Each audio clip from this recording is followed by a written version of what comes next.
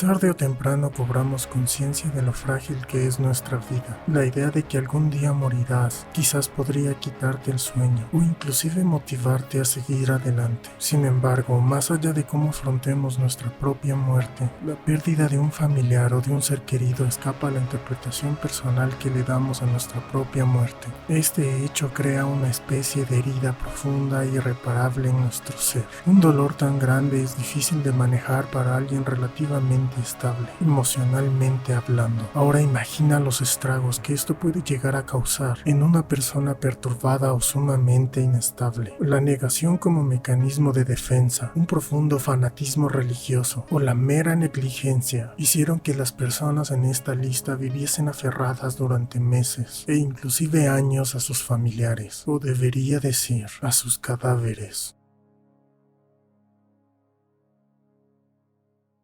Yujiro Kanaoka era un anciano que vivía en la ciudad de Itami, al oeste de Japón. El hombre había sido registrado como el residente más longevo de la prefectura de Hyogo. Para cuando los hechos de esta historia se suscitaron, se creía que el hombre tenía 107 años. Con él residían sus 3 hijos. Todos ellos superaban los 70 años, por lo que la tarea de cuidar a su longevo padre poco a poco empezó a tornarse una labor sumamente complicada. Con el tiempo notaron que el hombre se volvía más reacio a comer y había descuidado por completo su aseo personal. Ya con varias semanas sin ducharse, sus hijos intentaban limpiarlo como mejor podían. El olor que el hombre desprendía era cada vez más desagradable, puesto que inclusive había dejado de utilizar el inodoro para realizar sus necesidades. Un futón en la casa de la familia se había convertido en el lugar preferido de Kyuhiro. Solía pasar el día entero allí. Sus hijos intentaban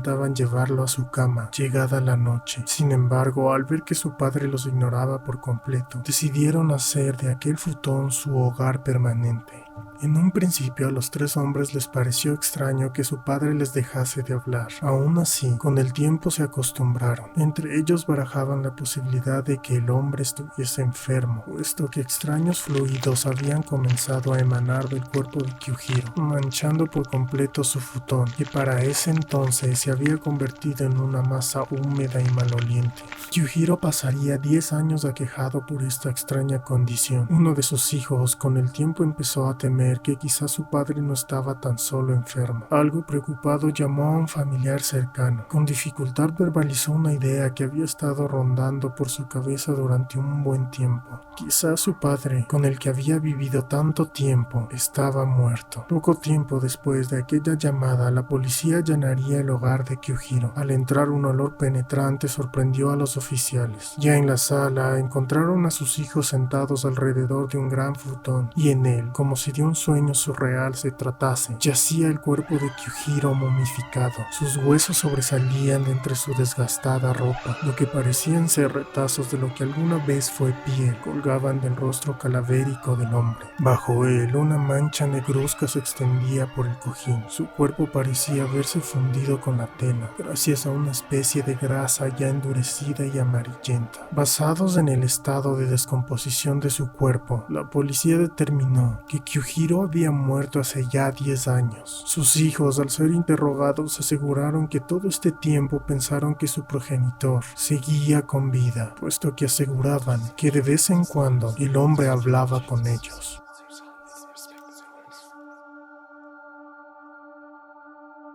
Kaylin vivía junto a su esposo Peter Walt y sus 5 de 6 hijos. Ante la mirada de sus conocidos, eran una familia sumamente feliz y unida. Fieles creyentes de la fe cristiana participaban activamente en un pequeño ministerio al suroeste de Toronto, en Canadá. Peter hace ya tiempo sufría de diabetes. A pesar de los cuidados que él tenía y la atención que le brindaba su esposa, cierto día lastimó su pie accidentalmente. En un inicio el hombre no le dio importancia a este hecho. Sin embargo, la herida parecía no sanar. Con el tiempo, Peter desarrolló una severa infección. Aunque el hombre fue tratado, su lesión no mejoraba. Tristemente, poco tiempo después, fallecería por causas naturales en la cama de su habitación. Kaylin, al encontrar el cuerpo de su esposo, entró en un estado de shock. La idea de perder a Peter Peter era insoportable, por lo que su mente se refugió en la fe como única vía de escape. La mujer dejó a su esposo en la cama y salió del dormitorio. Luego selló la puerta para evitar que cualquier olor se esparciese por todo el hogar. Durante los días siguientes, Kaylin obligó a sus hijos a rezar frente a aquella habitación en la que el cuerpo de Peter yacía. La mujer estaba totalmente convencida de que Dios resucitaría a su esposo al cuarto día, tal y como sucedía con Lázaro al ser resucitado por Jesús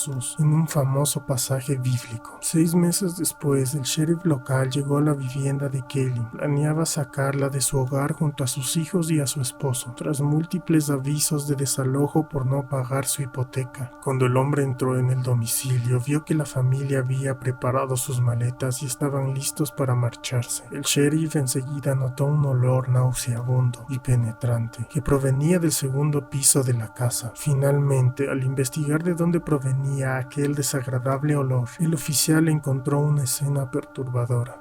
Sobre la cama de la habitación principal, el cuerpo de Peter estaba en un avanzado estado de descomposición. Sin embargo, lo que más le sorprendió es ver que varias ratas habían sido atraídas por el cadáver. Estas estaban devorando al hombre. Hambrientas caminaban por el rostro de Peter y salían del interior de su cuerpo.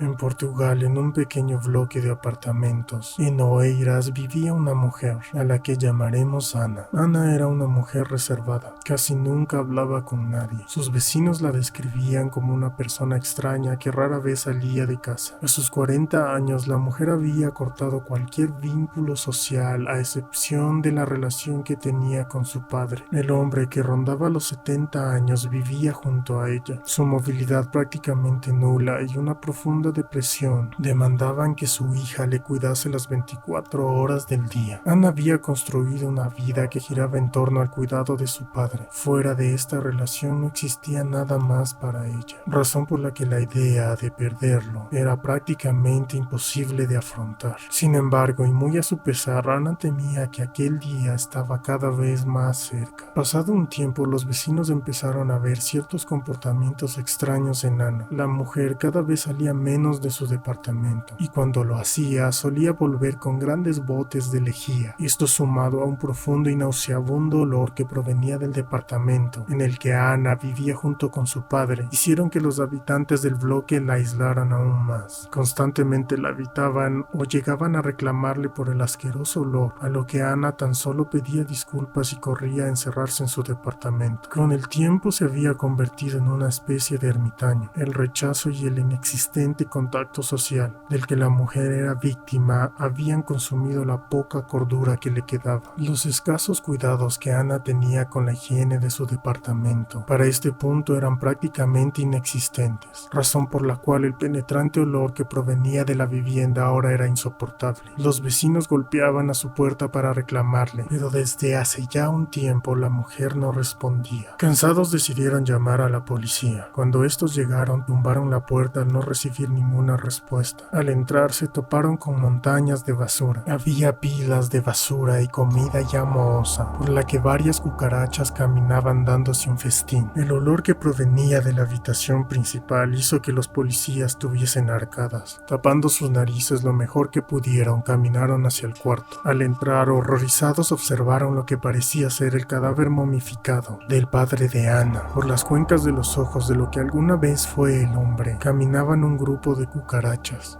El sillón en el que estaba sentado chorreaba una sustancia viscosa y nauseabunda. Los policías intentaron llamar a Ana, pero la mujer no respondía. Uno de ellos notó un bulto cubierto con una sábana sobre la cama. El policía lentamente destapó aquella misteriosa figura. Ana, que para ese entonces tenía 60 años, yacía muerta sobre el sucio colchón. Su cuerpo estaba lleno de gusanos que revoloteaban exaltados por la luz de la linterna de los oficiales. La mujer parecía haber fallecido ya hace varios días. Tras los exámenes forenses se determinó que el padre de Ana llevaba muerto alrededor de 20 años. Todo este tiempo ella había convivido con el cadáver. Nunca se supo si la mente trastornada de la mujer fantaseaba con que el hombre seguía vivo o simplemente decidió conservar el cadáver como un recuerdo de lo que alguna vez fue su padre.